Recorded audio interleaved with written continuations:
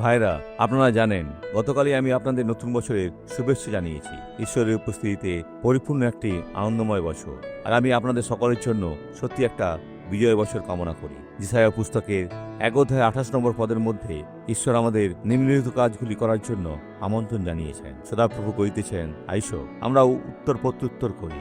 তোমাদের পাপ সকল সিন্দুরবর্ণ হইলেও সিন্দুরবর্ণ হল লাল রঙের একটা উজ্জ্বল রং, যার আভাস হলুদ। হিমের ন্যায় শুক্লবর্ণ হইবে, লাক্ষার ন্যায় রাঙা হইলেও যা গাঢ় লাল, মেষলোমের ন্যায় হইবে। যখনই পাপ থাকে তখনই আপনার হৃদয় দুঃখিত হয়, কিন্তু স্বীকারোক্তি এবং অনুতাপ আপনার জীবনে আলো ফিরিয়ে আনে। এখন প্রার্থনা করি। পিতা, আমরা এখন তোমার উপস্থিতিতে প্রবেশ করছি। যারা আমার সাথে প্রার্থনা করছে তাদের সকলকে আশীর্বাদ করার জন্য, ওদের আরোগ্য করার জন্য তোমার হাত তাদের উপরে প্রসারিত করো। হে প্রভু, উদ্ধার করার জন্য এবং আশ্চর্য কাজ করার জন্য। ঈশ্বর, আমি এখন তোমার শক্তি ব্যবহার করছি এবং বলছি, তুমি দুষ্টু, এ ব্যক্তির মধ্যে থেকে বেরিয়ে যাও।